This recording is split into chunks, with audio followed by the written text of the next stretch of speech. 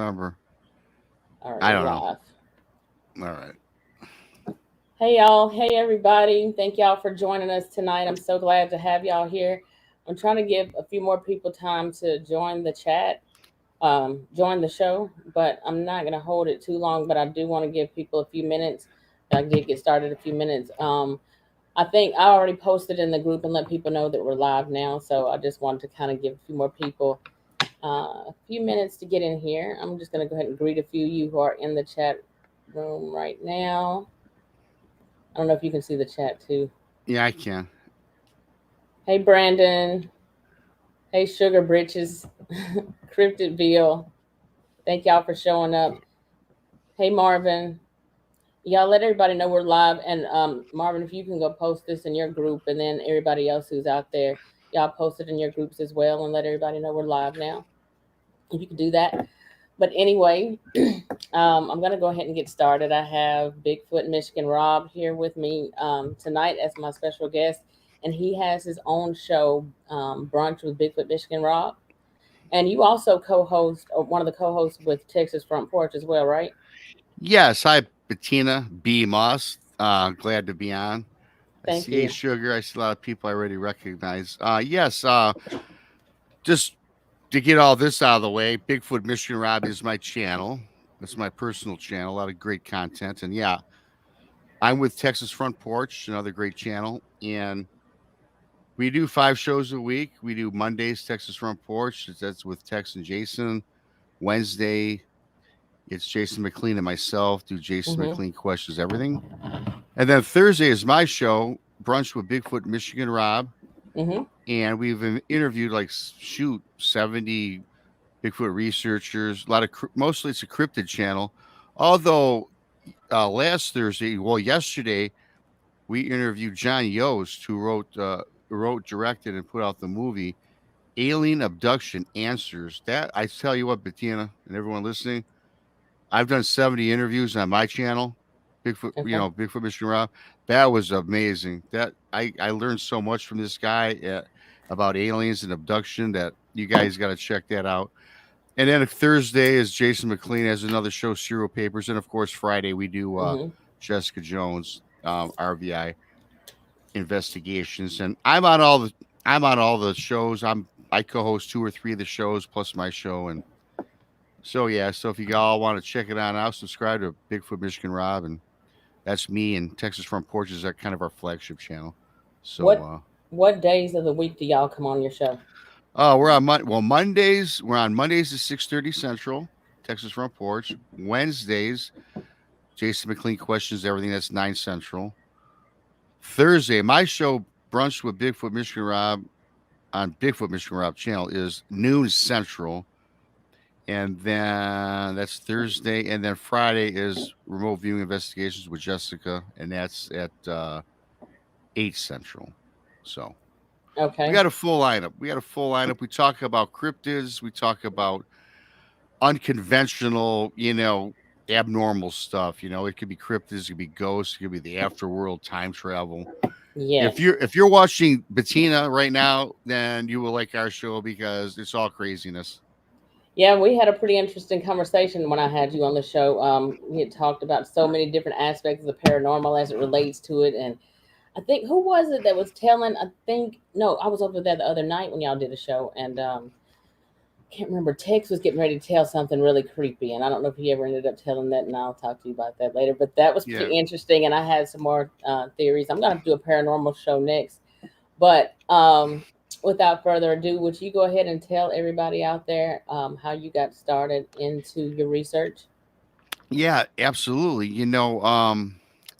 I tell you what, as a kid growing up, or wherever you want to I was start?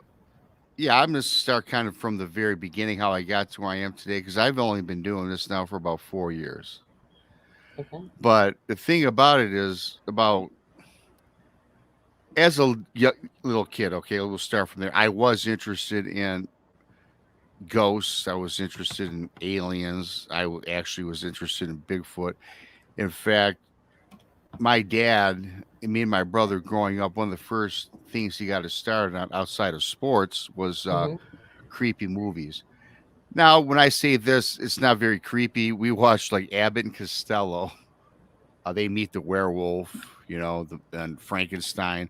Yeah, it was kind of a slapstick comedy, but when I seen the vampire, then I seen Frankenstein and the werewolf, I was like, man, let me get into something that's a little more that's not comedic. So I grew up with horror. I grew up with supernatural as a kid watching it. And I do want to make mention that when I was a kid, now, we could talk about this later in the show, B, but Mm-hmm. I think now today I know I saw my very first ghost when I was 7. And I'm just going to say that for everybody for later because we can reflect back on it. So, anyways, where I got to today, though, was I had a Bigfoot encounter. Um, I remember the date. It was June 15th of 2018. Mm-hmm. And I live in Michigan, obviously, hence my name, right? And Mm-hmm. me and my girlfriend at the time, her name was Cindy. I surprised her. It wasn't really a surprise. I mean, it was like we're gonna go to Cadillac, Michigan. We're gonna do some fishing. She never fished before, so I'm kind of an outdoorsy guy. I like the woods. I like to fish. I had been dating her a while, and we never did anything outdoors. So I said, you Mm-hmm. know what? I'm gonna spring this on her and take it from there. So she is like, okay, fine, not really enthused about it, which is cool. So I traveled to Lake Michigan, or excuse Lake Cadillac, and I rented a small little boat to do some fishing on. So we get to Lake Cadillac and we rented a little cottage. We got the boat in the water and we went out. I said, let's go, let's do it. Let's do some fishing. I'll show you what to do. So, of course, she never fished before. So I had to set up all her tackle, her gear. I bought her fishing pole, a reel, the whole 9 yards. So get her set up. We're fishing in Lake Cadillac. And, about and now Lake Cadillac is kind of built up. I mean, it's a very big lake. You guys can Google map it. Lake Cadillac in Michigan is pretty big. Surrounding this lake, though, there are a lot of beautiful homes, businesses, Mm-hmm. um, and some small industries, party stores, whatever. But it's not a lot of depth. It is surrounded by the forest here and there. But after an hour fishing, we didn't. It was kind of boring to be honest. I could see she's getting agitated. She's bored. She goes, "Oh, Rob, this is really cool fishing. Wow, what a boring sport." Mm-hmm. Oh yeah. So me being a novice at Lake Cadillac, I take this small little boat and start driving around the lake. Find this canal. Now this canal is kind of man-made because it's kind of made of cement, and on either side of the canal there was like little businesses and stuff. It's kind of cool. So I travel through this canal. And I get out into the attached lake, which is called Lake Mitchell. Again, it's a pretty good sized lake. Again, people, if you want to check it out later, not now, of course, but go on Google Maps and you'll find it. Now it's not as populated. It doesn't have as many homes. Now, don't get me wrong. There's populace there. There are homes, right? There's businesses. Mm-hmm. So we go on Lake Mitchell, and I just start exploring, and I go like southwest. And again, I always refer to Google Maps. If people want to check it out, you can watch my path. And I go to the southwest over this lake. Then I find this bay. Now, bay is called Mitchell Bay, and there's a creek that runs through it called Mitchell Creek. And now this is pretty nice, you guys. It's like it backs up to the Manistee National Forest. Back, yes, there are homes there. Again, there's homes wherever you go, anywhere in Michigan. I don't care what lake you're on. There should be beautiful homes. So Right. there's populace. So I stop the boat. I start drifting, and I'm about 90 feet from the shoreline. And if you look from the boat to the shoreline, it's pretty much it's just gorgeous. It's basically the forest. and there's not really any sandy beaches. There's nowhere really you can walk or play or have a picnic. It's just boom. The lake backs up, goes into the forest, and boom, it drops. And there's like Mhm. some rocks and stuff where you can probably walk on. So we're drifting, and I get Cindy's tackle together, and I'm putting together her tackle. I give her her fishing pole. I had taught her how to cast and stuff earlier, prior in the day, so she starts casting into the water. So now I'm concerned with taking care of my tackle, my fishing line, my pole. So my Mhm. head is down. She's up doing her thing, and she says to me, "Hey Rob, I think someone's throwing rocks at our boat, towards our boat area." I said, "Cindy," I look up. I said, "I look at the shoreline. There's nothing going on over there." And she goes, "Yeah, yeah, probably. It's just probably my imagination." So about a minute later, I'm still going back to taking care of my tackle. Rob, what? This is me. What? Someone's throwing rocks at the boat. I just seen a rock drop like 4 feet in front of our boat. I don't hear it. I'm concentrated on my thing. I look up and I said, "Okay, would you look at that shoreline? Nothing's going on." Mhm.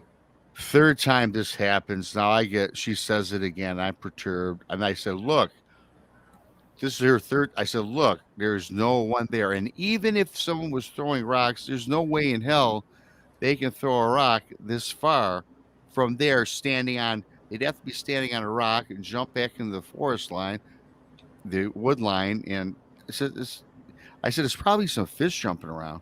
I said, "Why don't you start looking into the water for fish or whatever?" Right. So now I get done. I'm kind of, a little ticked off, but I'm like, hey, you know what? First time out for her, big deal, roll with it. I just happen to into the look up and I see something falling towards the boat out of the sky. And my first thought is, man, oh man, a dead pigeon or something, It was a Mhm. sizable rock, about the size of a baseball. Well, it was a size at the time. I'm not thinking rock. I'm thinking it's like a dead bird. Right. So all of a sudden, then I'm looking, I watch it fall on the ground, and it's a rock. It's about the size of a baseball. It plops in front of us, about 3, 4 feet away. So I look to Cindy to tell her, "Hey, baby, you're right." But when I go to look at her face, she's asphyxiated right at the shoreline. Right. This is June 15th, as I mentioned. It's summertime. She had a pretty good tan going, so she wasn't like white, right? But when I look at her, I look in her face, and it looked like every ounce of blood and color was drained. It was Wow. like white as a ghost. Mhm. And I'm thinking, and I got nervous. I said, "What's wrong with her, man? What's going on here?" Then I looked at the shoreline, and B, I look at the shoreline, and there's this creature. It's standing. I'm 90 feet from this thing. Mhm. It's about 9 feet tall, reddish brown hair, shaggy hair, Oh my God. and it's staring right at us. And the thing about this thing is, it looked like a human. It looked like a human with Down syndrome. I mean, it didn't look like a monkey. It didn't look like an ape. It didn't look like any species that people say, that what Bigfoot may or may not be. It looked like a human being with Down syndrome, but very Wow. creepy. The front of its face was gray and kind of like wrinkled. It had offset eyes. Like one eye was normal, like our eye, but another one drooped down. Right. And it just kind of looked, I don't want to say the word on air, but it looked bad. So it looks horrendous. It just looked like it was a person in trouble, man. It was like, so I'm like, man, He said a person in trouble. it did. I don't want to use the R word. It looked like that. You know what No, I mean? Yeah, I you get understand what you're saying. you You're get not what I'm, the first. Well, you're not. I've heard people say that before, and I've heard that on some other encounter shows and stuff yeah. too. Yeah. So Yeah. I have feelings for other people. I mean, I know people have problems with this, so I hate to be rude about it, but it's what it looked like. So Mhm. I'm looking at this thing, and then all of a sudden, it takes his arms, and the arms at the time were at its sides. And I swear these arms almost like seem like they could scrape the ground in front of it, right? But then Mm-hmm. it lifts it parallel to the water, and then this hair was draping down on both sides, really long, like fringe. I looking at this face, and all of a sudden, it opens its mouth and it Mm-hmm. drops the lower jaw dropped. It must have dropped like almost like almost a foot. Oh my God. That's awful. No, yeah. Well, then and then the mouth, like it was a normal kind of a normal mouth from the beginning, but then it spread from ear to ear, and it looked kind Wow. of like, you remember that game Pac Man, Yes. kind of open like that. It was in gaping.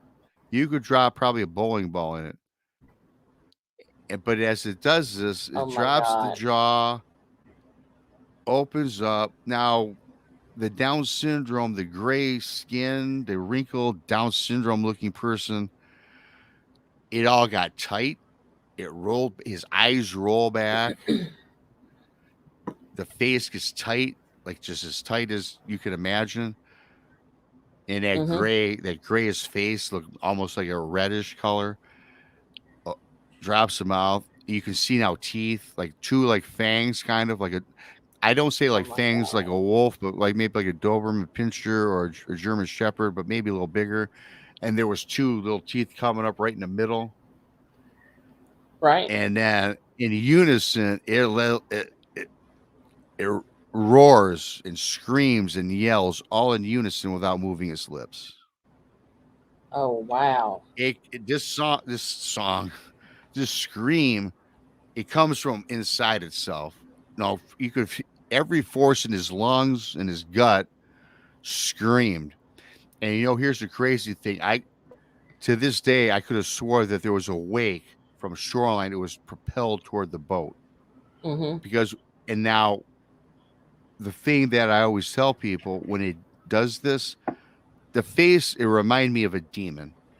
It went from a Down syndrome looking person into a demonic figure. Why And is that? this, What changed? well, the Down syndrome face, when it looked like a Down syndrome person, but when it dropped the No, jaw, I yeah. mean, it dropped the jaw, it saw the teeth, and it got tight. It screamed, the eyes rolled back. It went from like you looking at me right now, and then my face looks like a totally different person. It was not the same thing. It was not. It was totally different. And I say demonic because it looked like have you ever seen in Africa those kabuki masks that these Mm-hmm. people? I mean, it looked like that. It looked like that. Like anything out of your worst nightmare, your worst horror or devil movie you might happen to be watching or whatever. It just looked demonic. But this yell and scream, it hit me so bad that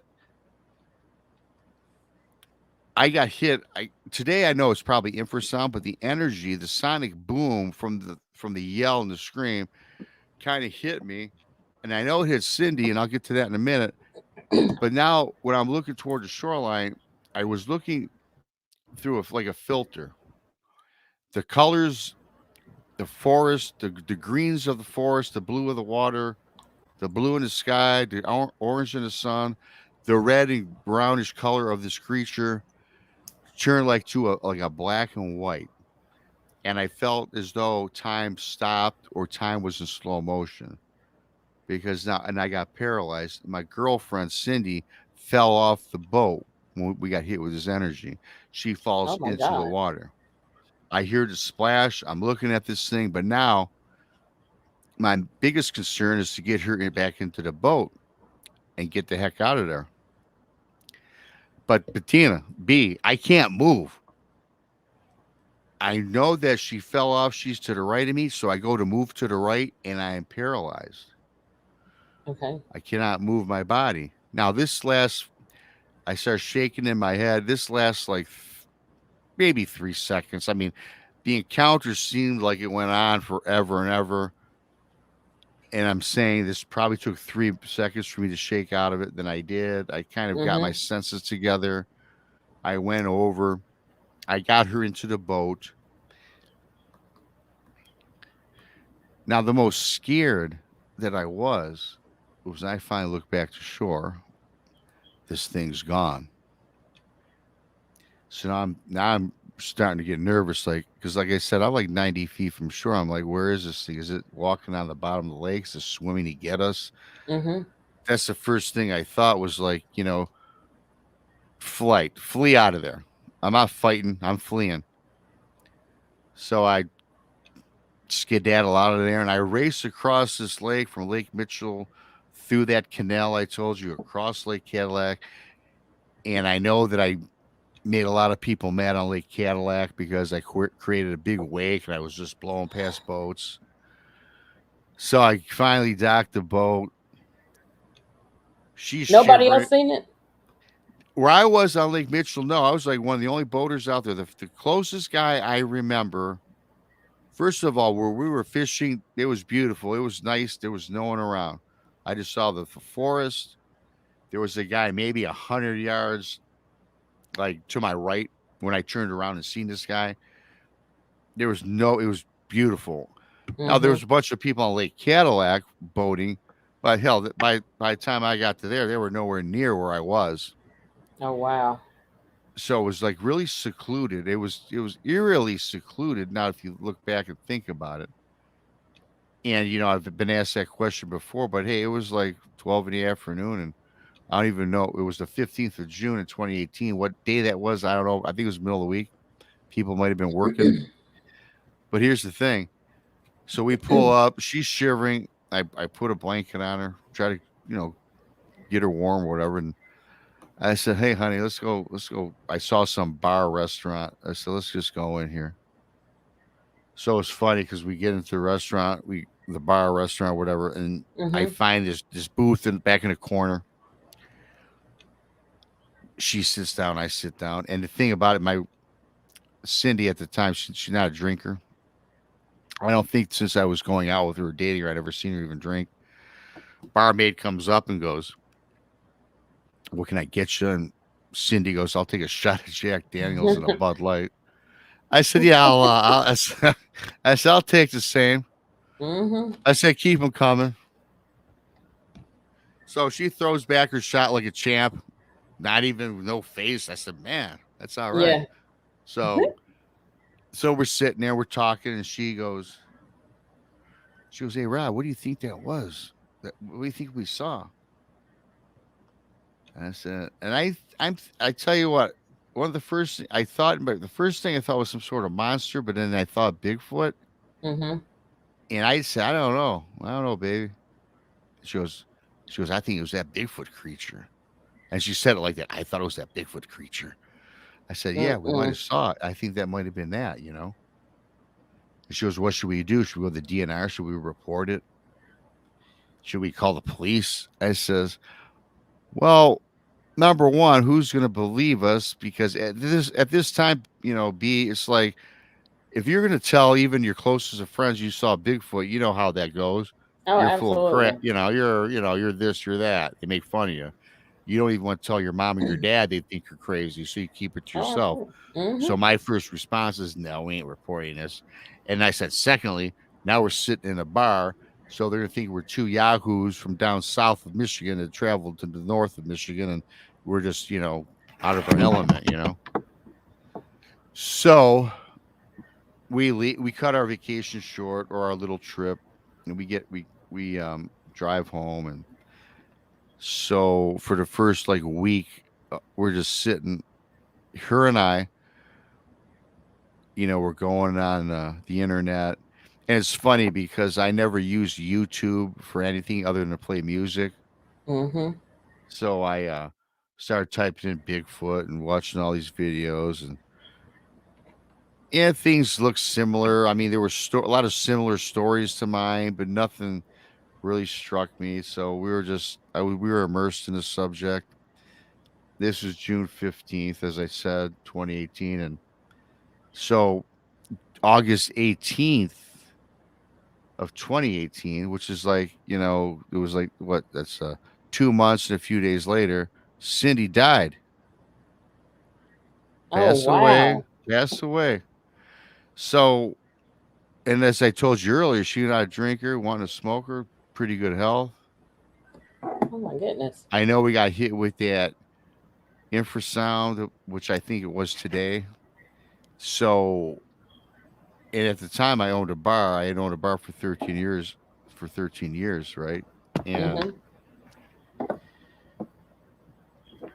I was this maniac thinking that this Bigfoot creature or whatever it was, I think it had a part to play in it because I thought that that infrasound or which I call today, right? I didn't know what it was 4 years ago, and who knows what it really even was, but that's what people tell me now.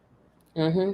I thought that because she was a little girl, she was like 110 pounds, 5 foot two, something like that. She was just, I mean, she wasn't skinny, but she was little. And I thought maybe her organs just got messed up and eventually. So as it turns out, long story short, I hate even getting into her personals now. She's gone. She died of a Mm-hmm. heart attack. I'm like, how the hell did someone die of a heart attack? And I think she was like in her early, like 40 years, 39 or something like that. Wow. And I'm like, man, how you die of a heart attack? You don't drink, you don't smoke. If Mm-mm. anyone should be dead, it's me. I own a bar. I drink, not every day, but I'm in that lifestyle, right? So I went in a dark place for like 6 months. I didn't go to work for 6 months. I Mm-hmm. did not. More because of I wanted to go back to Lake Cadillac or Lake Mitchell Bay. I wanted to go fully armed and loaded and blow up the forest. That was my mindset 4 years ago. Now today, to people listening, I am calm. I don't believe Bigfoot had anything to do with, even if it was a Bigfoot. I'm pretty sure it was now. I don't think they're evil. I don't think it killed my girl. I think it was just a circumstance. So I want to make that clear. My mind is straight. I'm solid. Bigfoot didn't kill Cindy. But during 4 years ago, though, this is the rage that I felt. I didn't go to work for Mm-hmm. 6 months. I told my bar manager, I says, hey, I'm going to trust you. Take the money at the end of the night, put it in the bank. And they did. And then I finally, then I started talking to some people. I got my shit together, so to speak. There's no other way to put it. Mm-hmm. And straightened out. Now that put me on the journey that I'm on today, the path I'm on today, which is do the shows, my show, the shows with Mm-hmm. Tex. I do research when I can here in the state of Michigan, and I don't get out as much as I'd like to because another thing. 5 years ago, my dad passed away. Just Oh a wow. nightmare story. So I moved my mom into my house just to take. She could take care of herself, but on her own, don't trust her. So she's here. So I can't get out and do that. I can't Right. drop and go away for 2 weeks just because family, right? So that's what you do for your mom. Mm-hmm. But yeah, that set me down this journey, and I study it as much as I can. I talk to people every day. Like I say, I've talked to over 70 researchers on our show. I get inundated with emails from people. I discovered your cool show, your channel. I read all everything on your group, and I Mm-hmm. met you a couple weeks ago. So yeah, I mean that's just basically what I do. I All my friends today are people that are involved with cryptids. My best friend still does not believe me. My brother does believe me, and I've got a story about that because he does believe me now. But the people that I grew up with, my best friend from seventh grade thinks I'm full of crap. Oh yeah, Yeah, and it's I mean, sad too yeah. when it's people that you've known your whole life. Like I told my parents, I'm of sound mind and body. Like I'm not schizophrenic. I'm not, double minded. Like I'm stable. So I don't understand. Like it's certain people that you expect to trust you or believe you because they know you're not prone to lying about something like that. So it's very devastating when you have people that don't believe you on it. And I just stopped talking to my people about it altogether. Well, I hear you too because I don't for like the first like year, like this is like 4 years ago, and even when I started doing the show, I for like the first maybe 2 years, to be honest with you, I tried to convince people that cryptids exist. I won't even say Bigfoot. I believe cryptids exist, right? Hmm. And you try to convince them. I don't even tell my story to nobody no more because it's just a waste of time. And so I today don't try to convince anybody they exist. Number one, I am a knower. I know they exist. Absolutely. It's not whether I believe. I know they do. Mm-hmm. So, hey, man, if you do, you do. If you don't, you don't. Guess what I'm going to do? I'm going to have a show. I'm going to talk to like minded people that believe, and we're going to get together. We're going to hook up. And I've got more friends today that I've never met personally than I do in my personal life, which is so crazy. Yeah, I agree. I mean, I can absolutely say the same thing. I mean, I've met a lot of people in this field like that. You come across, and they're some of the most genuine people you can meet. Um, you know, I wanted to ask you on your experience. You and your was she? Did you say she was your fiance at the time? No, she's my girlfriend. I mean, we didn't had no plans to get married, but I was with her maybe 4 or 5 years. So, well, a while. Did you end up either one of y'all after that incident? Did y'all end up having PTSD behind that? Well, here's the thing. I mean, I think right after that encounter, I think we both suffered from something because I wasn't right. I mean, even prior to her passing, right? I was still, it was kind of traumatic. I mean, I mean, Mm-hmm. to see something 9 foot tall, to change from what it looked like into like I always say, I mean, the transformation, the metamorphosis from a Down syndrome human into some beast, some creature, and then yell and scream and roar. And then for me to see black and white, for me to be paralyzed, hell yeah, I was, I know I had PTSD. That was traumatic. Her, was just looking at her with her total white face falling in off the boat. I know that was part of the infrasound, I think, 'cause the wake was created, and she was just like, we both, let me put you this way, we both had rough times sleeping, dreaming about that.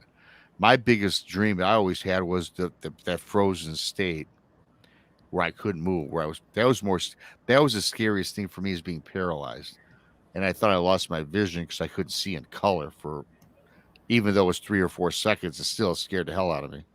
Do you think that you being paralyzed like that did that come after the scream? I can't remember if you said it came after the Yeah, scream. well, yeah, when it let out the roar and the scream toward me, Yes. yeah, when as soon as it did that, and I felt that rush of energy hit me, it's when like everything's went in slow motion, black and white. Wow. I couldn't move. Now I didn't know I couldn't move until I heard her. I heard a splash because she wasn't that far from me. The boat wasn't that big. So then I go, oh, I better get over and get her. Well, guess what? Robbie boy can't move. So I just started shaking my head back and forth. Oh my God. And then I snapped out of it. Then I could see, got her, looked ashore, gone. The thing was gone. Do you think, big as it was, you would have thought that you would have heard it run off? I'm assuming. Do you think that it disappeared, or do you think it cloaked, or what do you think happened? Well, like I explained a little bit earlier, as I preface this before I even told you guys about seeing it, this wood line Mm-hmm. it ran right into the lake. I mean, there was no beach. There was rocks. There was a place that you could sit on the rocks, but this thing was kind of standing there like between the trees where the trees drops off into the water. It was just like right at the edge of it. How it even fit in there, I don't know. So to answer your question, I didn't hear or see anything, of course. I didn't hear it run away. But you make a good point, is it was the forest was so dense and Mm-hmm. thick that to me, how it even got there in the first place is a great question. And secondly, to get through there, you either just ran through it. I mean, you would have thought. Now, here's the thing: I didn't look back to see if it knocked down trees and got out of there, but it certainly did knock down trees to get there because I seen the thing and I seen the forest. I didn't see no path. I saw nothing. And That's no, crazy. when I went to get her in the boat, I mean, I didn't hear anything. I didn't hear it walk off or nothing. I think, and me personally, I always thought it was just a totally flesh and blood creature. But today, I think there's something else with it. I think Mm-hmm. some of them are interdimensional. I think that there are portals. I think they can cloak, and who knows, Bettina? It could have cloaked, and just when I looked, it could have blended into the trees like a chameleon, cloaked itself because you know I These are all, often like I mean I often wonder like where are they when you don't see them? Where do they sleep? They're building these different structures, and sometimes at first I used to think, and I think maybe in some cases it is a structure that's built for a shelter, but I don't think all those structures are built as shelters. Some of them I believe are what did I call it before, like a ground blind. here's my thing. I've known Tex now I met Tex shortly about a year after my encounter. And Tex has helped me out a lot. Tex and I differ just a little bit on the structures. First of all, I don't think the structures are a blind or protective shelter. I think that they're used to, uh, maybe not for direction, but to show that this is their territory. I think it's some sort of navigational building or structure, because a lot of the things that I've Mm-hmm. seen, I mean, the ones that I believe Bigfoot built or or Sasquatch, when you see on some of these channels where it's like a 20 feet tall, a big X, where no man made it. I mean, it's not man made. I mean, Mm-hmm. the bulbs of the roots are at the top. They're crossed together. There's intricate weaving. I think Sasquatch is a part of that. But if you look at it, I Mm-hmm. mean, it's not going to protect it from the rain or the elements. It's just kind of an X. But then conversely, you see a lot of these intricately woven structures closer to the ground where perhaps maybe they put their young or have their young shelter for their young, perhaps. I mean, I think that's a possibility. Yes. So I don't know what they're used for. I think it's more for like territorial markers, navigational markers, things like that. Mm-hmm. Now, do you feel like let me see. I'm just going to bring up something that you said earlier. You said it screamed without or roared without opening its mouth. Well, no, it dropped its jaw. The mouth was open. What I meant to probably say was the mouth didn't move. The jaw dropped like down, like see how mine it dropped. It dropped like boom, like to the chest, Yeah. and the mouth expanded, and it bellowed out the roar and the scream. But when it came out from inside, the lips didn't move. It just he like and and it just came right out of its mouth without moving the mouth, the lips. Drop, boom, open hole with sound coming out. You Sometimes know I how we talk. wonder if. No, go ahead. I'm sorry. You know how we talk. We're like around. We move our lips. This thing made this big script. I mean, I guess you could scream without moving your lips, but I just thought it was so. It just opened the mouth and sound came right out of this open hole, which was its mouth, Wow. face. Well, I kind of wonder is that something with the infrasound? Like, I think I asked somebody this before, and I don't know if it was you or if I asked you guys about it on the show, but with infrasound, is that something? I don't think that's something that you can hear with the naked ear. I don't know if that's something that can be picked up when you do recordings and stuff like that. But was there a feeling that it gave off? I guess, did you feel a different vibration in your body? Did you feel Yeah, different overall physically? yeah, it's a great question What I because mean, what was after I knew nothing of infrasound or anything like this, obviously prior to my experience until I started researching. Now, animals have infrasound, like your predators, like lions, tigers, cheetahs, whatever. They actually they set off an infrasound on some of their prey to kind of stun them, right? I know mm-hmm. that's true, and that's why people say I got hit with infrasound. But what I felt energy hit my body. I stumbled back when it Wow. knocked Cindy off the boat. It was from that energy. This calm lake had a wake propelling toward the boat. Now, not a massive wake. There was ripples. There were 4 or 5 inches off the water. It hit our boat. But when I was standing there, when I got hit, I stumbled. I lost balance and stumbled backward. In fact, I easily could have fell Wow. off the boat. But I was heavier than her, and then my senses were dull. I couldn't see color. I saw black and white. I thought time stopped for a few seconds. And then I was Okay. paralyzed. So that was some. I tell you what, if that was infrasound, that's some powerful stuff. I think it's something different, but I Mm-hmm. can't. I'm not. I'm no expert in this. I'm not a doctor. I'm not a scientist. So I'm going with the infrasound gig. But I think it was some sort of. I call it a sonic boom. I You think it was. know, I think I was here with energy. well, I had brought that up on your show and you guys' show, and I brought up the fact of a few times catching that really loud metallic sound. It sounded almost like, I don't know, heavy metal, like a heavy dumpster or something like that being dragged across concrete. And I wonder about that. What did you say about that? Were you on? Well, you know what? What you just said. You know how I explained how what the sound that was a yell, a scream, and a guttural sound. I'll be honest with you. What your description from that sound is a little bit better than mine because Oh I my couldn't think God. of that. I couldn't think of a dumpster dragged across cement or somebody Yes. with thick nails on a chalkboard just going down. Remember how the teachers used to Mm-hmm. do that sometimes, right? With that, Yeah. they scream. That's actually a better I've recorded description than that. what. Yeah, you know. I recorded that, and the crazy part about it was that I guess this would have been for me like with the dog man, but it would have been in that cloaked like state because I was sitting under that carport. There was nothing under the carport with me. Nope, my parents were out there.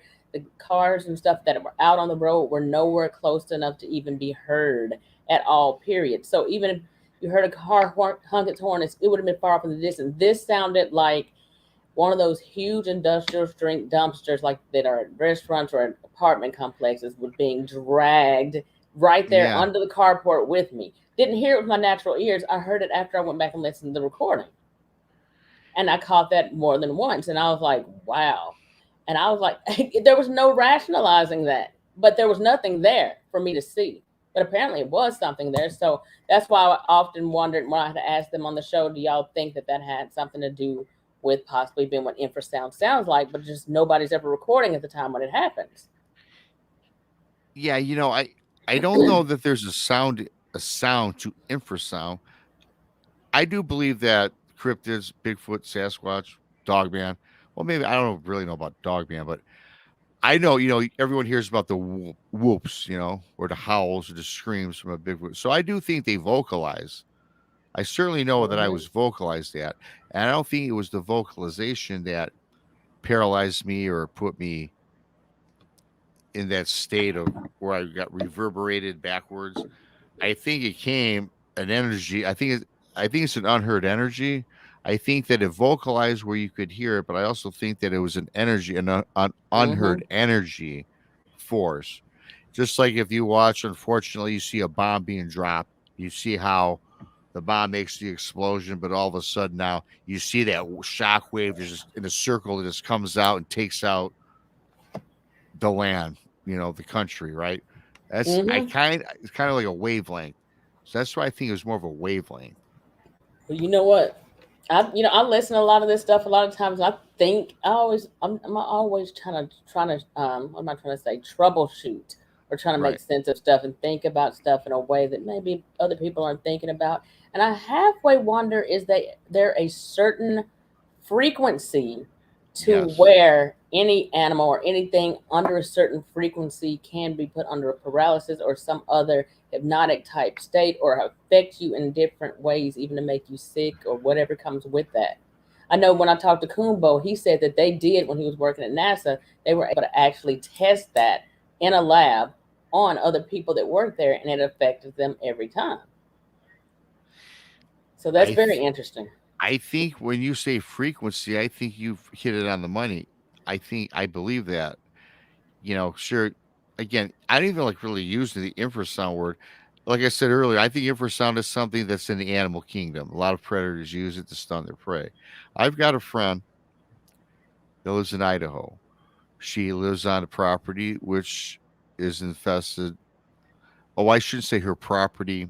Her property has she's had a sighting on her property, but she was in Montana three different occasions throughout her lifetime within the last 10 years.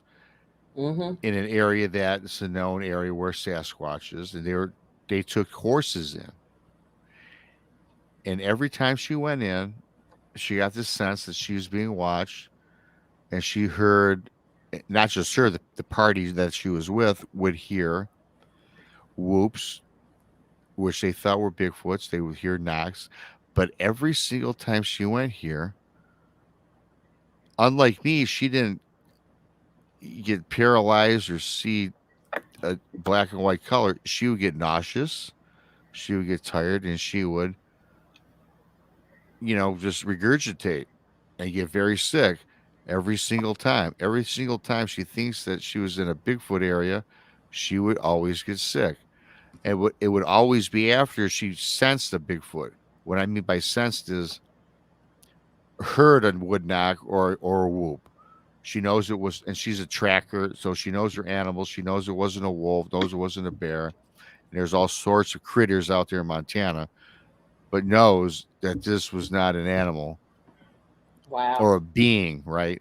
But Mm-hmm. every time she heard these certain sounds, she would get nauseous and sick, get a headache, and she would lose all her energy and be very tired, lethargic, and her trip would be over, and it would last for 2 or 3 days. And she had another friend where the same thing happened to. So, yeah, I think when you said frequency, I think that, and I think it affects different people differently, right? What Mm-hmm. happened to me, I didn't get. What happened to me, but I didn't get like. I guess I was lethargic, but I didn't get nauseous or anything like that, or I didn't feel like weak because I It's almost snapped like a out of it. hypnotic type state, almost. Yeah, absolutely. It's almost like I said, it was like I was in a different time zone. It just seemed like time stood still. You Every know, and it was just, and seeing it in black and white and being paralyzed really scared me for that time. what's interesting about that, and it's a correlation. A lot of people who listen to shows and listen to encounters, whether it's Dogman or Bigfoot, people are listening for entertainment purposes, and they're not really trying to put the pieces of the puzzle together to actually figure out what's really going on.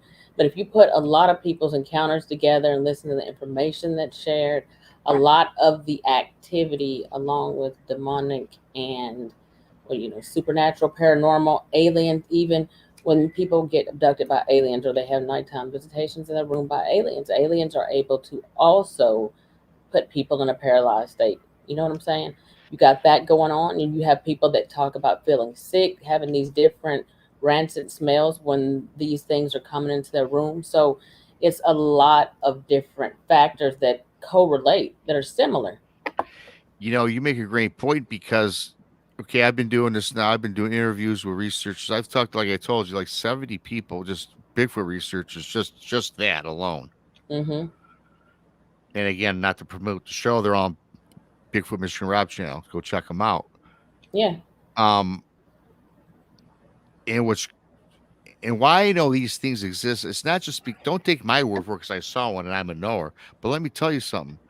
What really what I love about this is what you just said. Every person I speak with, and they don't even have to be a researcher, they can be an experiencer. There's always commonalities, right? There's always something that matches up, like you just said. Mm-hmm. Now there are people that might listen to like an encounter show for entertainment. Hey, I get it. When I was a little kid, I listened to ghost stories all the time for entertainment, right? Mm-hmm. Now, of course, I saw a ghost when I was a kid, but that's regardless of the point. I was always interested in the horror movies, right? But Absolutely. there's always a common element in I swear, in every person I speak with, there's always a common element. So you can't, and if you, let's say that you were making something up, let's say that you just wanted 15 minutes of fame. Mm-hmm. You know how many shows you'd have to watch? You know how much studying you'd have to do to emulate somebody's experience to have a commonality? You're wasting your life away just to get 15 minutes of fame, right? People have actually experienced this. It just rolls off their tongue like, yep, this is what happened. And I'm like, oh my God, I can relate to that. Oh my God. Mm-hmm. Interview 17 said this. Interview 21 said this. Interview 35, 36, 50. They all say the same thing. It's not as exactly the same thing, of course, but they all have, like you said, common traits. Mm-hmm. And that's why I believe what I believe today, not because I seen it and now I know other people have seen it. You know what I mean? So that's the fascinating thing.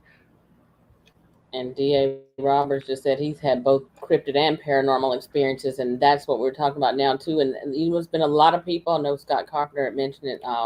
He said that a lot of that correlates, and a lot of people have had, a lot of people have had UFO sightings, have seen Bigfoot, and vice versa. And sometimes in correlation to each other, you have some cases where people had a Bigfoot sighting, and at the same time there was a UFO overhead.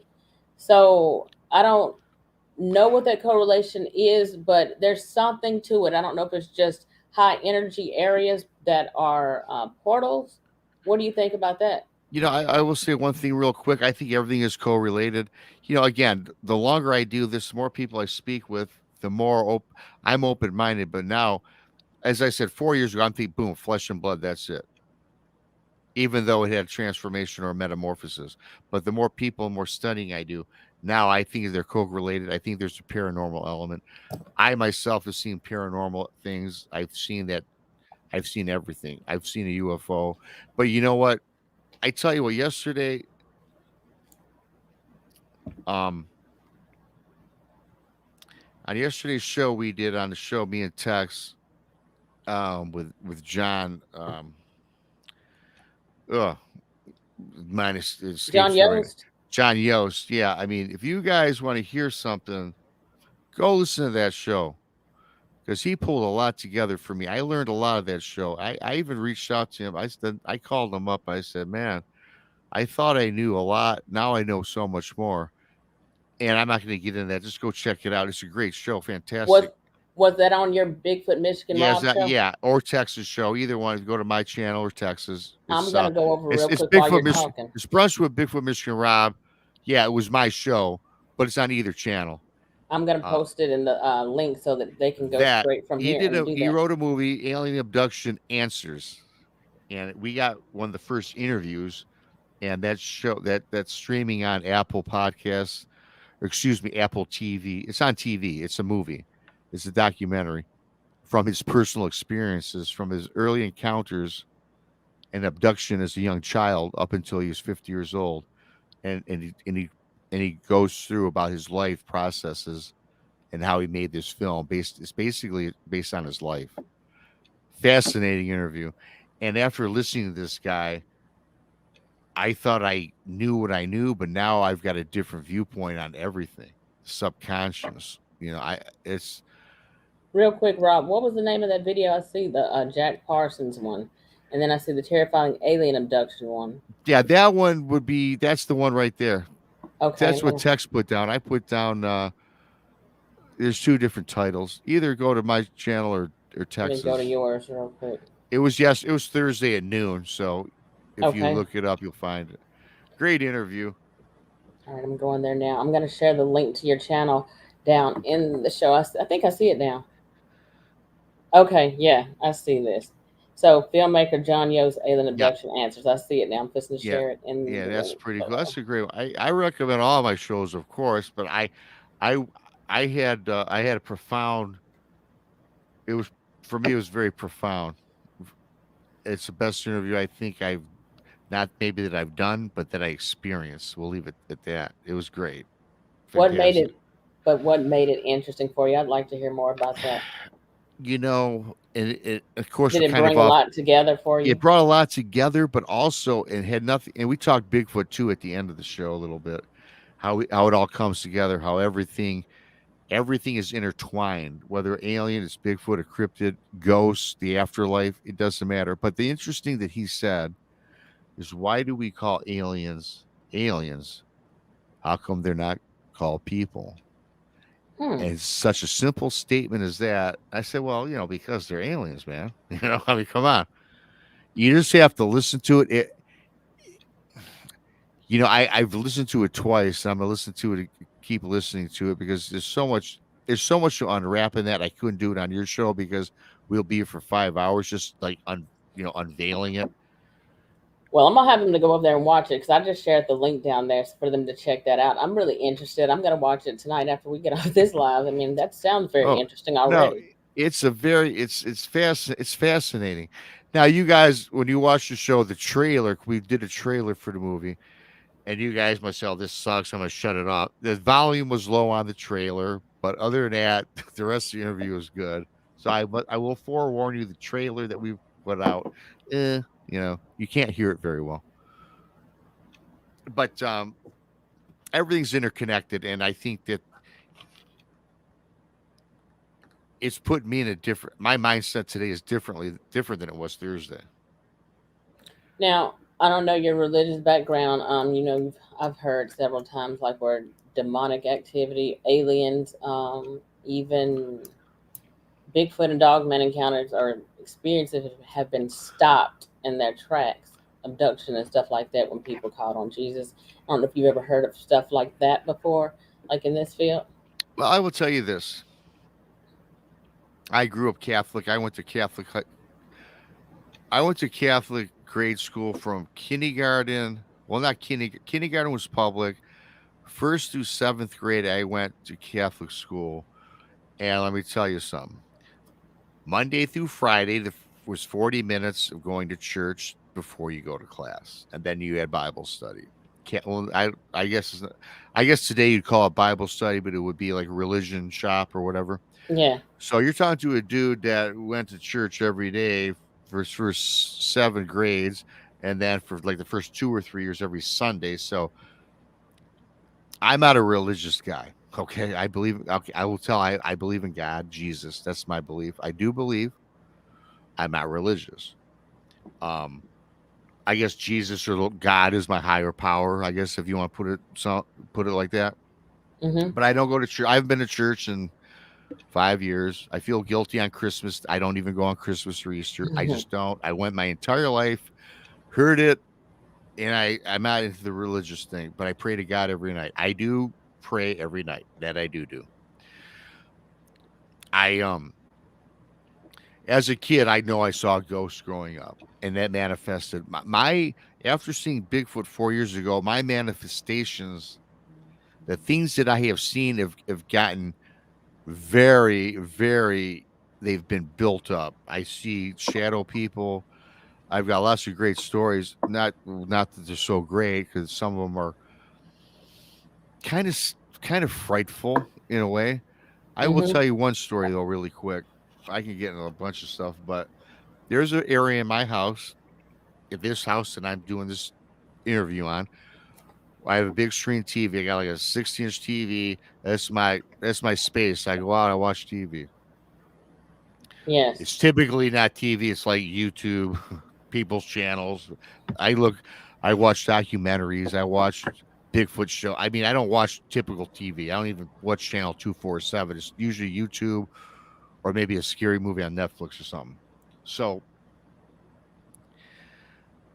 this has been happening to me. It hasn't happened in about 4 or 5 months, but for about once every 2 weeks, maybe 3 times a month, I'd be sitting in this chair. I got this recliner, and there's a hallway. It comes down. Then my TV is where it is, and then my chair, my furniture, and I'm fully awake,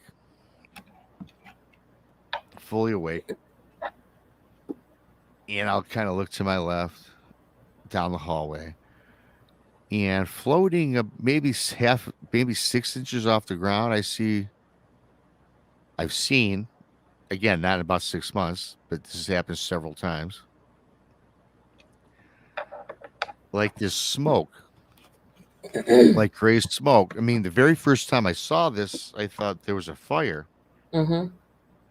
But down this hallway, though, I mean, there's nowhere a fire can start. There's like a couple rooms, but it's hovering above the ground. It's gray. It's kind of swirling, and I'm asphyxiated on it. It's coming down the hallway, and then it kind of creeps over toward my recliner, and I'm kind of and I'm awake. I can see the TV. I can tell you exactly what I'm doing. I could pinch my arm and feel it. I'm awake. Wow. because someone suggested that maybe it was sleep paralysis, which I don't know. But here's what happens. B, it will come. It'll start swirling around my chair. Wow. And now, you remember I told you how I was paralyzed from seeing Bigfoot? Mm-hmm. Well, let me tell you something. I'm in my recliner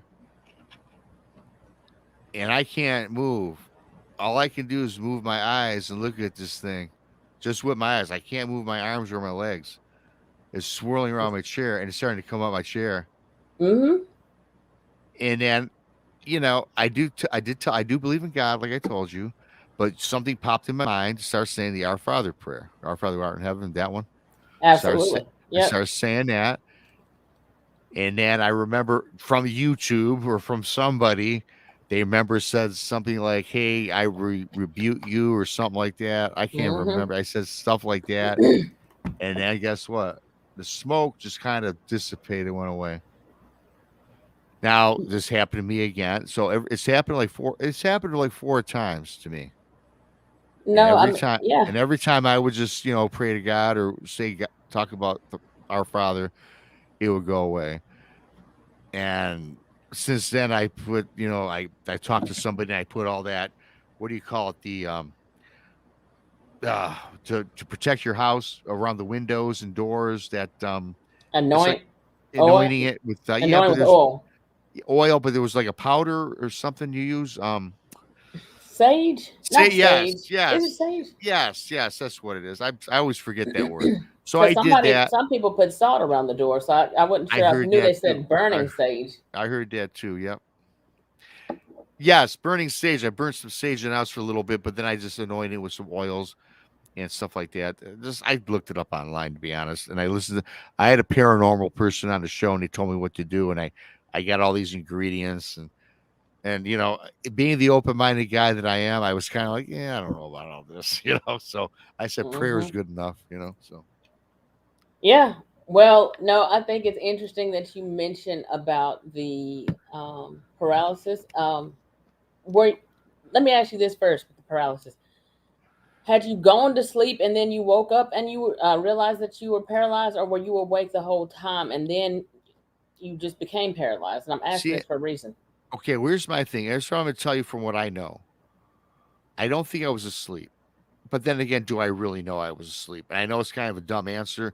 I just remember just watching TV, being awake. I mean, watching the program, Mm-hmm. and I just happen to look down the hallway, and I see this stuff coming down the hallway. And I'm looking at the TV. The TV's still on. I know I'm up. I mean, Yeah. I think I'm up. I think that I'm up. I seen DA said that's sleep paralysis. Well, maybe it is, but I just don't know what it is. But I it's not like I went to bed. I'm watching TV in a chair. Sure, we've all fallen asleep in our chairs. We've all done it. But it's not like Mm-hmm. I got up, went upstairs, went in my bed. I'm in a chair watching TV. It doesn't happen in my bedroom when I go to bed. It always happens in this chair watching television. Wow. Yeah. So am I sleep? Hey, but you know what? If I'm going to be honest with you, 1,000%, hell, maybe I fell asleep, but I'm thinking that I did not. I don't, because sometimes in that state it's hard to go. I mean, if you don't really understand what's going on, to really make sense of it. But I knew when I've had sleep paralysis for years. I mean, the last episode I had was, I think, I don't remember if it was earlier this year, if it was last year, but in the experiences, you can still see everything that's in the room with you. There's usually a spirit or something in the room. Sometimes they'll be invisible, and sometimes you will actually see them in the room. And from what I've researched on that, it's said that the spirit that's in the room causes you to be, that's what is causing you to be paralyzed. Once they leave for whatever reason, and once you're able to move, that's you. Now, there are times when they will still be there in the room with you once you come out of it, whether you are awake or not. You can see stuff. Sometimes people who've had sleep paralysis sometimes will have that while they're most people, I've heard them say their eyes are closed or their eyes are open. Most of the time my eyes were closed as far as I know, but I could still see everything in the room, which for me means that when you're seeing some of this stuff, you're seeing it through your spiritual eyes. Yeah, Because a lot of people don't realize we're spirit first. So you're spirit first. So you're seeing into the spirit realm a lot of times, and you're seeing into another dimension. I think that's parallel with ours. What do you think about that? well, what I would like to, yeah, really quickly though, since you've had sleep paralysis, from what I described, and my eyes are always open, as far as I know, they're open. So do you think it is? So does that the description of sleep paralysis in your mind? Because what you said about the spirit eyes, I never thought of. That maybe. No, sometimes that you can. I mean, some people have their eyes open during the experiences. So that's just mine. I think my eyes were always closed, but my physical eyes were closed, but I could still see everything in the room. I could still see what was going on. Like if my husband was laying next to me in the bed, I could still see him there. If there was an apparition in the room when they chose to manifest themselves, I could see them too when they wanted to show themselves. Other I could. times they wouldn't show themselves at all. They would just come and either sit on my chest or stand on my chest or push me down further into the mattress. Touch my arm, like rub their fingers across my arm or something like that. Always something scary. And one time I was choked by the spirit. I don't like to see them, but I Yeah, mean, no, it's I don't. terrifying. I would not like to see it. I will tell you this. Now you mentioned that, I will just tell you exactly when as I said, my eyes are open. I'm watching TV now. When this thing is coming down the hallway and is circling my chair, my eyes are open because but I can't move, as I said, and I'm looking. And then, as I said, all I can say is this: when I started talking about Jesus, Mm-hmm. it would go away, but I could tell you that my vision would be clearer. Once it was gone, my vision was sharp. Like during this process of this manifestation, whatever it is, entity, it's not the sharp clearness, it's dull, but then when it goes away, it's sharp again, just much like what I was talking about with the Bigfoot encounter. My vision, when I seen it, it got to that black and white stage, and then it got sharp again when Mm-hmm. I shook my head. So I will say this: perhaps I was asleep and then woke up and saw sharper. It's just I tell you what though, I hate when if there was a point that I just didn't even like, doing anything, going to bed or just I mean, it got to a point where I stopped watching anything on TV because I started reading stuff like you can manifest stuff through your TV. I mean, I don't know that I believe all that, but I used to watch a lot of really, let's face it, the stuff I watch is what we all watch: creepy stuff, Oh paranormal yes, stuff, Bigfoot stuff. So people are saying you can actually manifest these things and actually let them into your house without even knowing it. And you can. you don't even have to go to a haunted house or a paranormal site. You can actually extract that through television, which I think is far fetched. But now the more people I talk to, to be honest with you, the more people I talk to, they'll say, no, it is possible, right? Well, it makes you wonder for sure because I mean, for years, like, and I won't do it now because I live by myself. But if it was still the same and I was still probably at my house, then I'd probably still be watching scary movies. And the scary movies I liked, it wasn't like the cheesy scary movies that they have out now. It was some of those more terrifying, could be real, actually happens in real life. Scary movies like The Exorcism, Emily Rose, and stuff like that, The Mm. Conjuring, that kind of shit. So when you watch stuff like that, that kind of stuff is the reason why I like still to this day, like I'm an adult and I have to sleep with the night light on, or as I said one time on my page, I have to like sleep with the light on above the stove. That's my night light. You want to let me tell you something.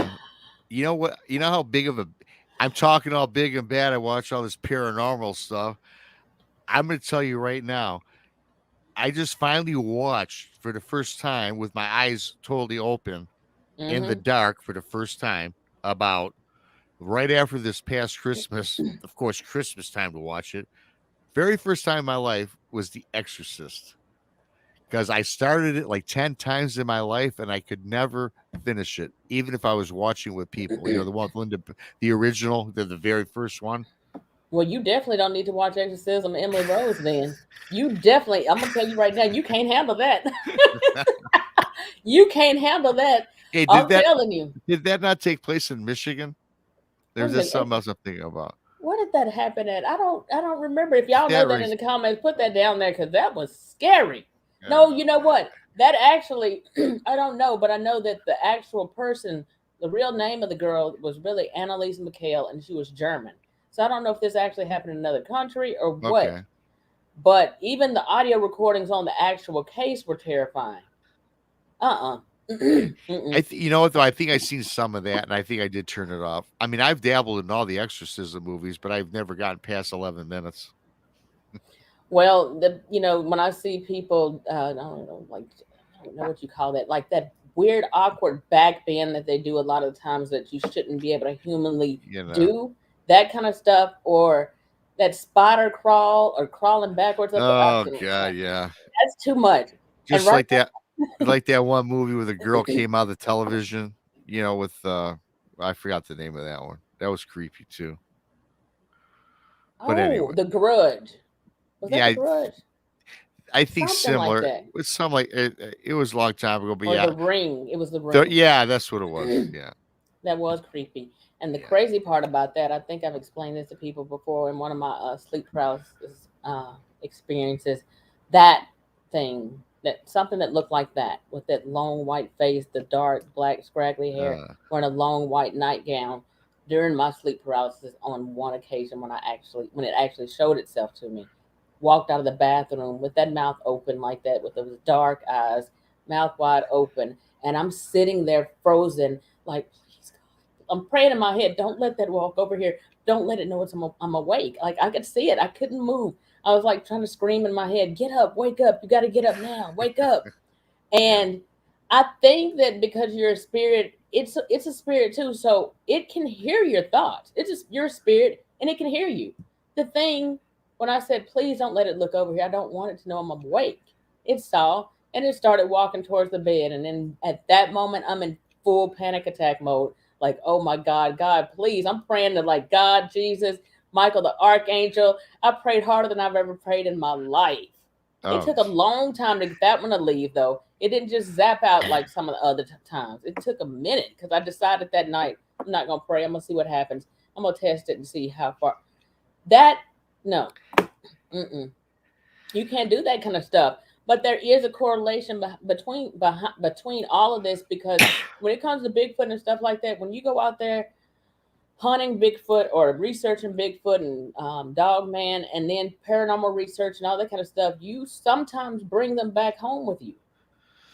And if it's true that Bigfoot and Dog Man, which I believe it is, I've seen it. If it's true that they can cloak, then how do we know that a lot of times that they're not in the house? I mean, they could do anything they want, but they could come in at any time. they can, and I got a lot of some pretty cool. I always say the word cool, but I guess they're cool. But I got a lot of creepy stories, and one was I'll tell you about in a minute. It's about going to this antique shop when I was married. But can you give me a minute, 2 minutes? My dog is staring at me, and I know that he has to go to the bathroom. So I got to let him out real quick. I'm the only one here. Great. That's good All because right. I need to grab something real All quick right. too. Cool. I'll Yeah, we're just, gonna take a quick break and we will be right back. Don't y'all leave and go anywhere. We're coming right back. all right.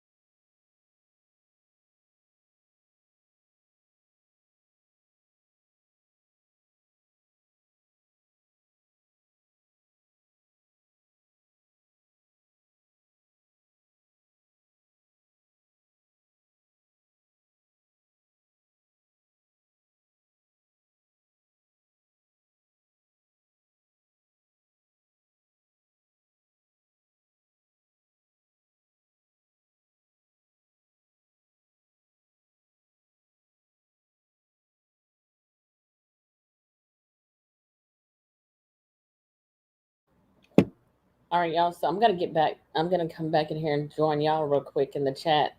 um, couple of things real quick. What do y'all think so far? Do y'all have any questions? I'm gonna get a few more encounters because I think he had told me he has another encounter that is very terrifying, and I'm gonna have him to tell us about that as well.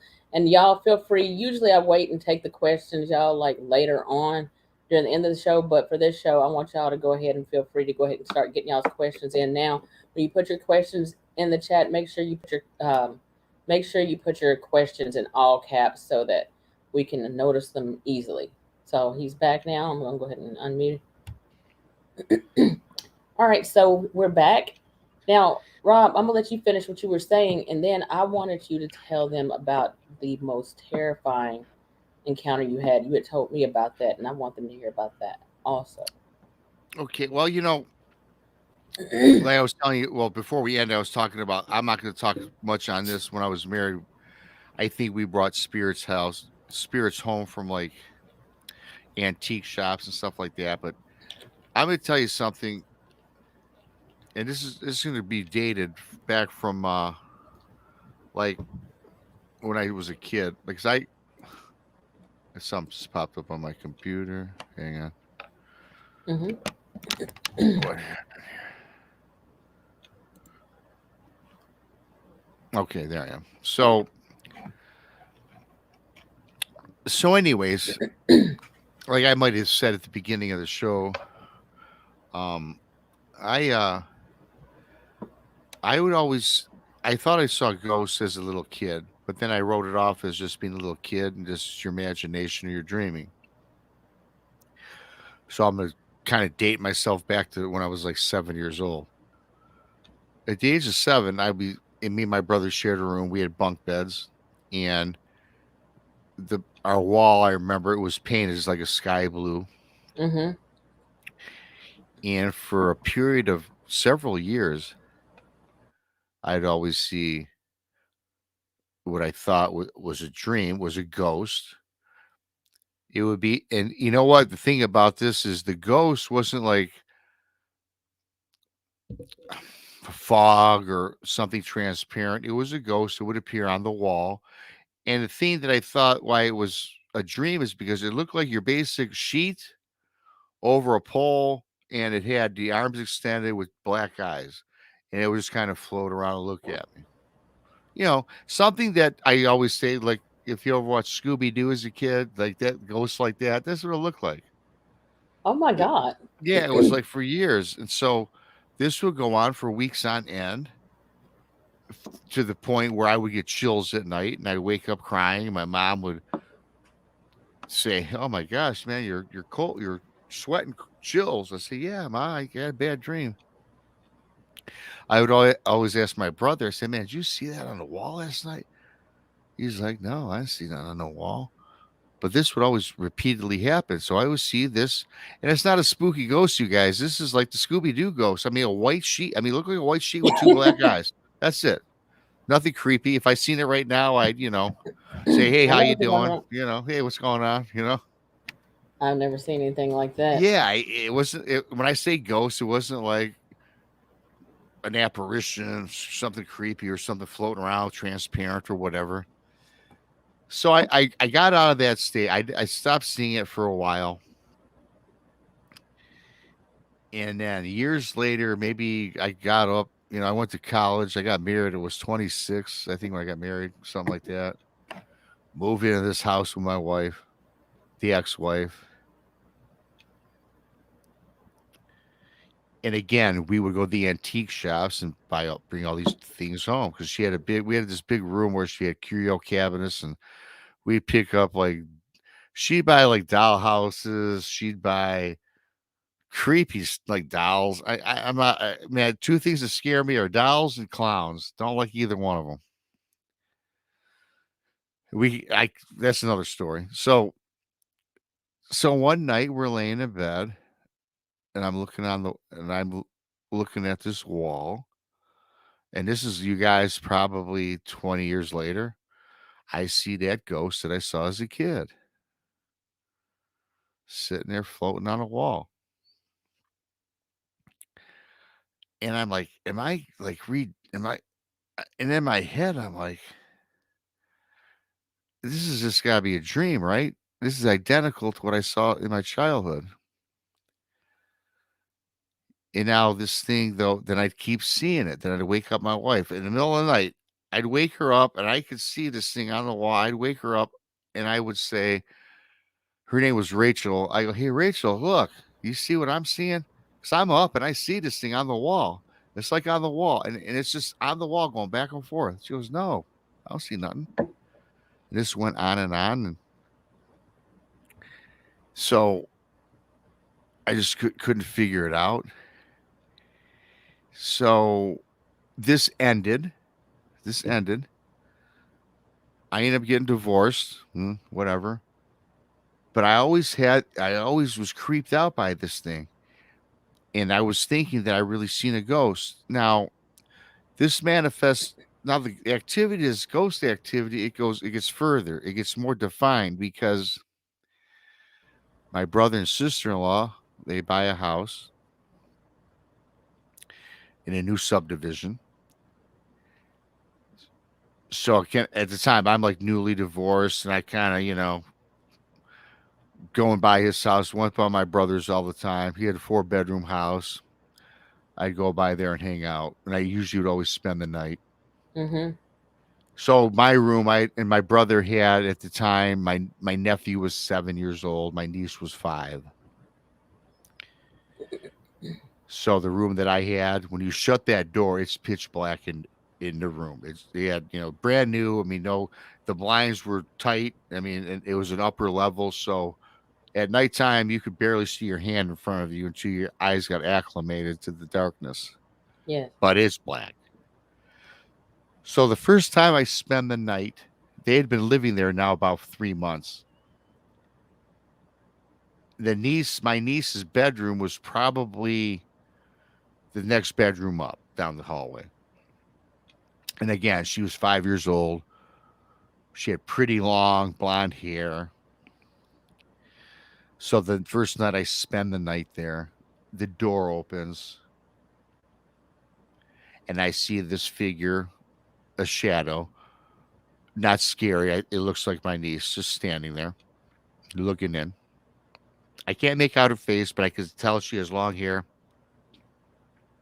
I know it's a girl. I know it's her same height and everything. And her name's Lauren. And I said, hey, Lauren, what's going on? And then the door shuts and I could hear her running down the hallway back to her bedroom. So no big deal. No big deal at all. In fact, it's not a big deal. I don't even make mention of it the next morning when I wake up to go home. A couple weeks later, I spend the night again. Door opens again. And I see this little girl peering into my room, slams the door shut. Third time, this again happens now for a third time spending the night. Door opens, little girl. Now this time, Lauren, come on, it's Uncle Robbie. You've been playing. You like playing games with Uncle Robbie every time I spend the night. You just want to, yeah. Are you playing this game with me? So she shuts the door. Well, I say she, right? Because I'm thinking it's her. I jump out of my bed. I'm all laughing. Hey, she's playing. I'm gonna bust her this time. I open the door. I run down. She's gone. I run. I go down the hallway to her bedroom.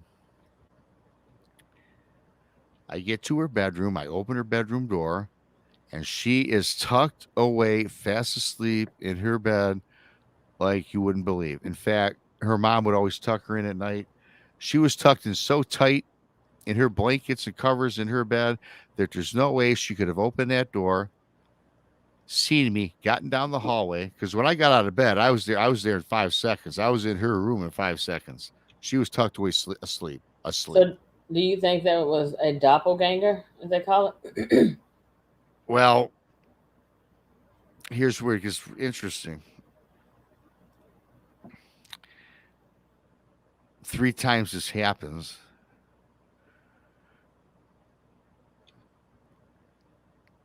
The next, like, we're over there for Thanksgiving. So we're all sitting around, and I happen to make mention. Yeah, I think I saw a ghost. I think I saw a ghost. I thought it was Lauren. My mom, who happened to be over for Thanksgiving, said, "Oh my God, Rob." She goes, "Man, that's happened to me a couple times. I thought it was Lauren, but I just thought it was her, and she just walked away." I look at my brother and my sister, and they're looking at each other, pale as ghosts, so to speak, right? Mm-hmm. So when we're all in a private, after Thanksgiving's done, we all get in a private area. Me, my brother, my mom, and Dave, my brother and sister in law. They say, Karen, my sister in law, she says, you know, we've seen that same thing too. So I've seen it, my mom has seen it, and now my brother and sister have seen it. But my sister in law goes on to say, because they had a playroom for Lauren, my niece, it was like, it was like those I don't know what type of French doors, I guess, where they're glass so you can see in. That was her playroom. Yes. And she would see Lauren sitting down and she was looking at this closet and she was playing.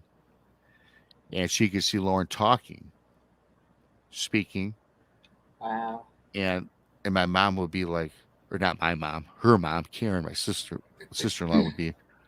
She's, you know how moms are, or any parent, they're Yeah. trying to listen in what she's saying. Couldn't make out what she's saying, so she goes in the room.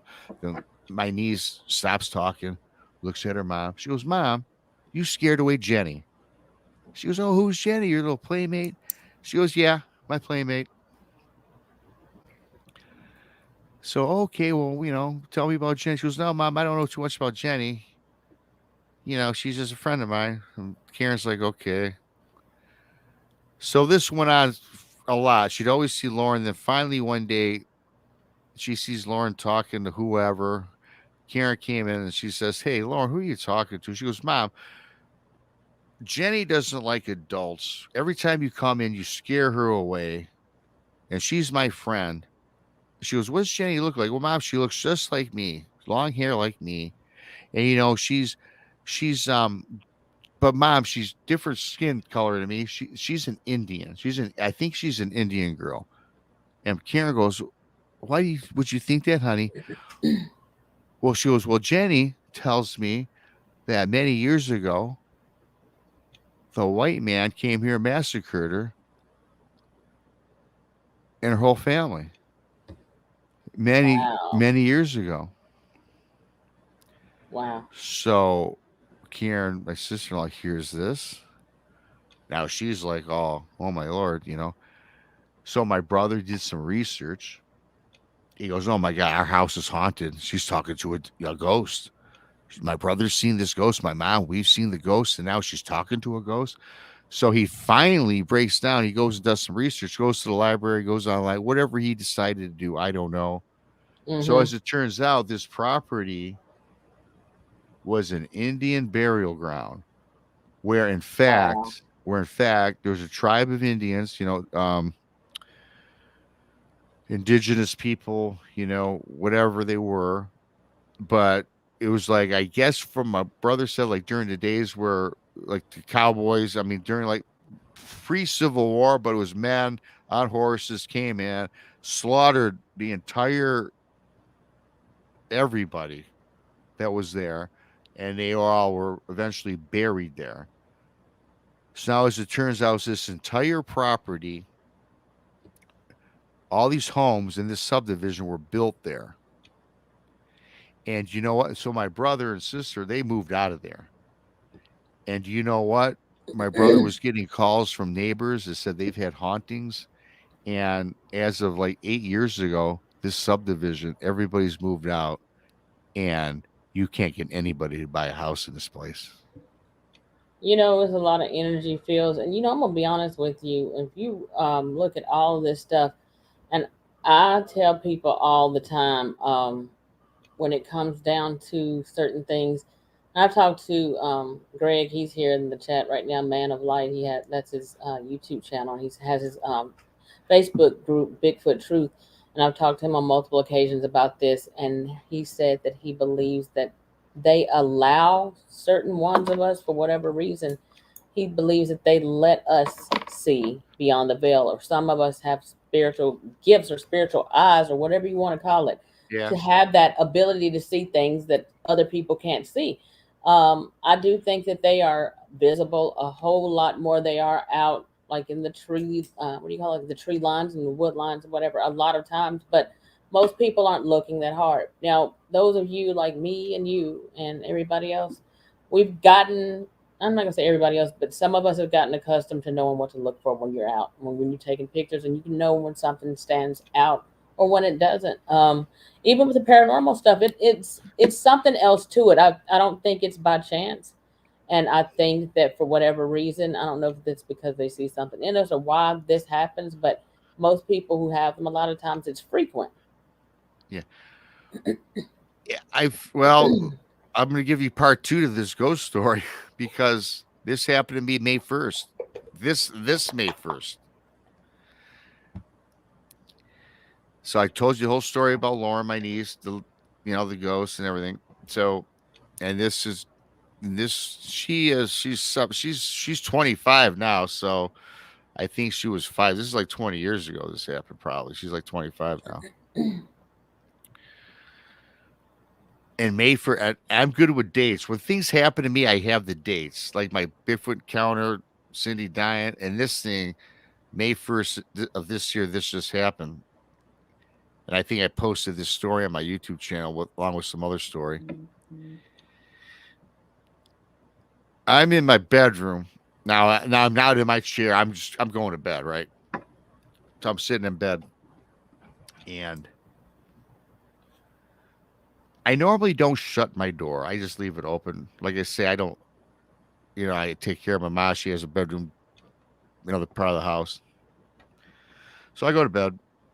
I shut the door for some reason, as I said, and so during the middle of the night, the door opens about 3-4 inches, and I happen to notice this because some of the light, a little bit of light came in. I said, "What the hell?"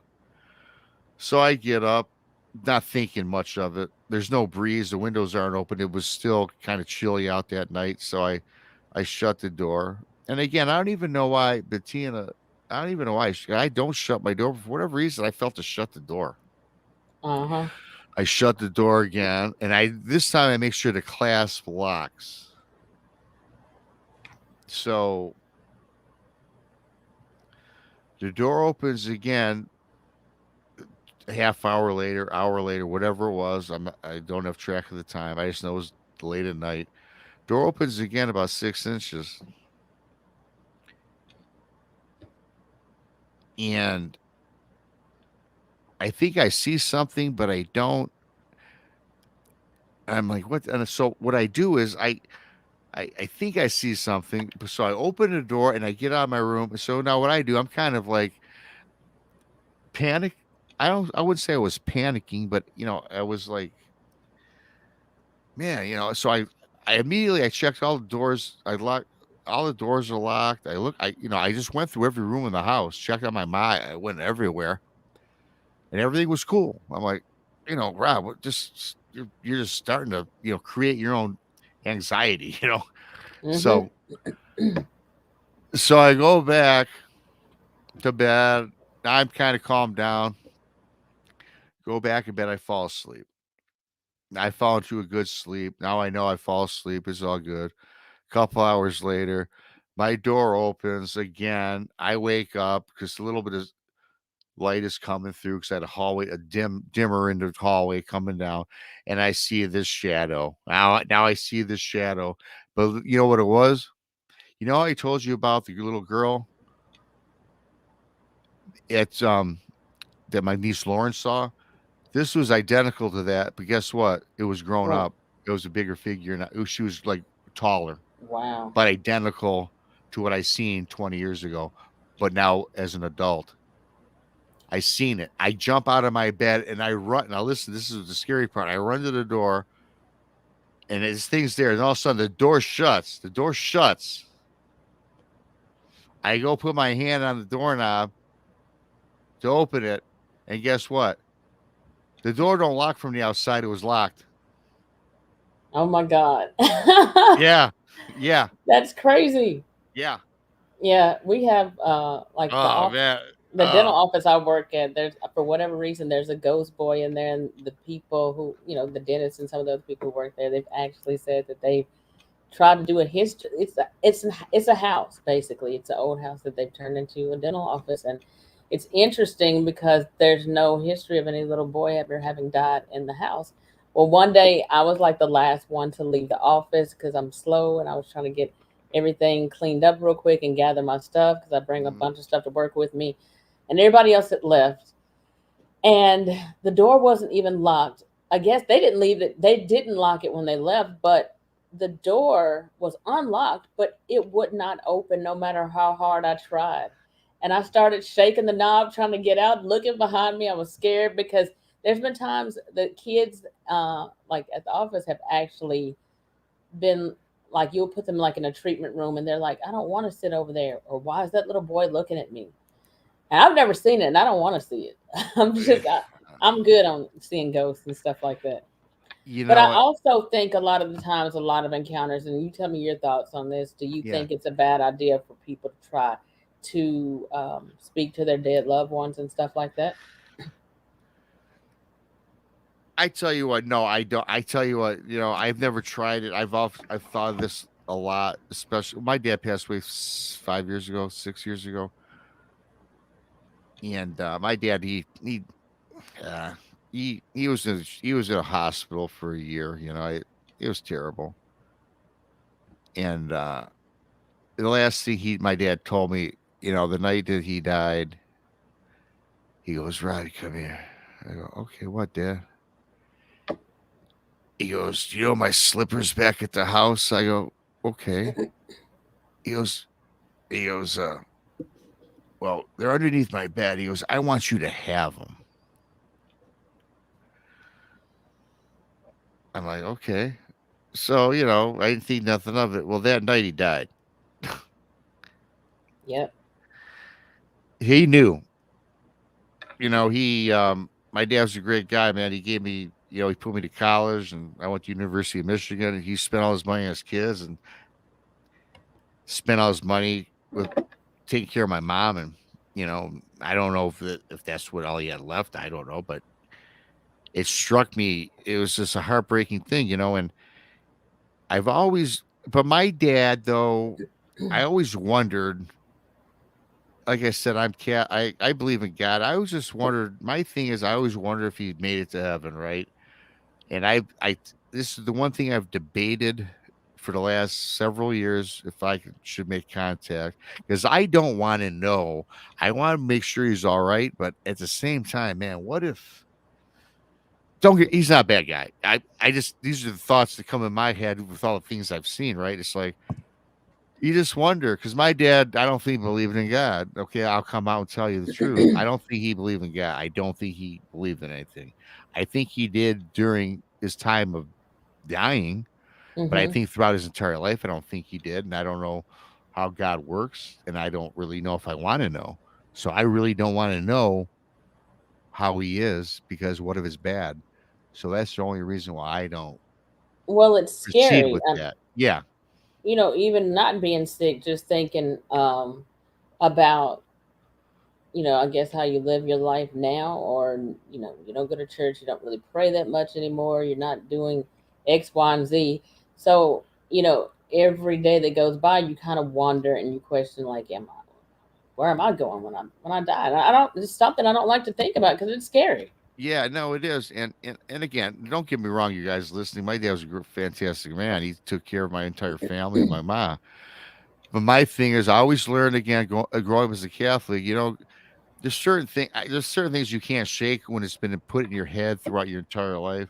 My dad was Yes. the opposite. My dad never went to church ever.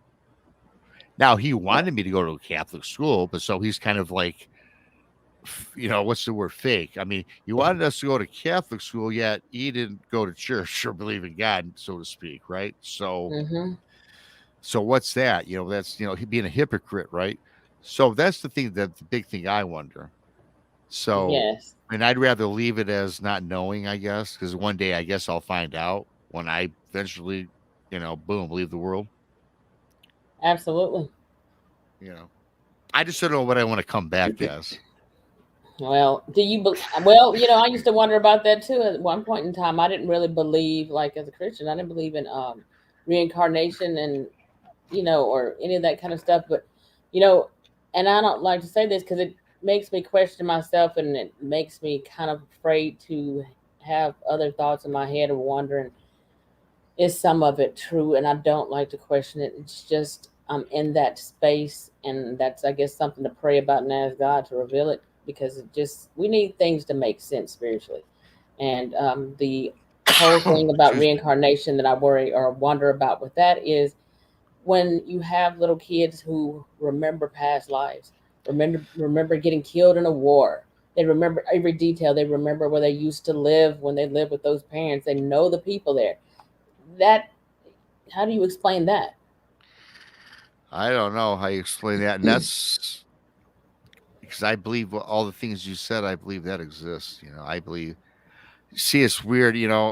Growing up, I believed one way because it was kind of put in my head going through to, to church every day, going to the first 5, 6 years of life, right? But now the things I've experienced as an adult growing up throughout life, it's like, well, and, is it wrong to think that you could come back as a different person or a different energy form? Because can you come back as whatever you choose, or do you go live, in heaven, or do you Mm-hmm. what do you or are you just, or does none of this even exist? Is this just a big something just made up when you die? Guess what? Just like when you go have a deep sleep. You know how you have that sleep where you don't even know if you're alive or dead because you don't even know until you wake up. Is that how it is? Or is there something after? I believe there's something after. Okay. It's just for everyone knows. I do believe in something is out there.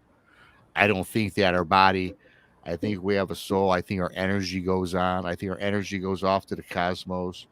I also think that maybe there and heaven might be part of that energy. But wherever we go somewhere.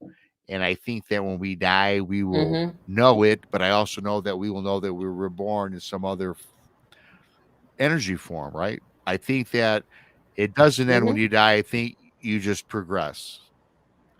I think we're just flesh and blood, and we're inhabiting flesh and blood. But I think that you are a spirit, and I think that your spirit goes on either to some other dimension. And I think I have no idea. I can't even really make sense of that, Now it's tough to. because even like within the Christian Bible, it just doesn't really tell you what happens to the spirit. It just says you go back to the dirt, and then during the resurrection you come back. But where's the spirit in the meantime? Is it wandering the earth?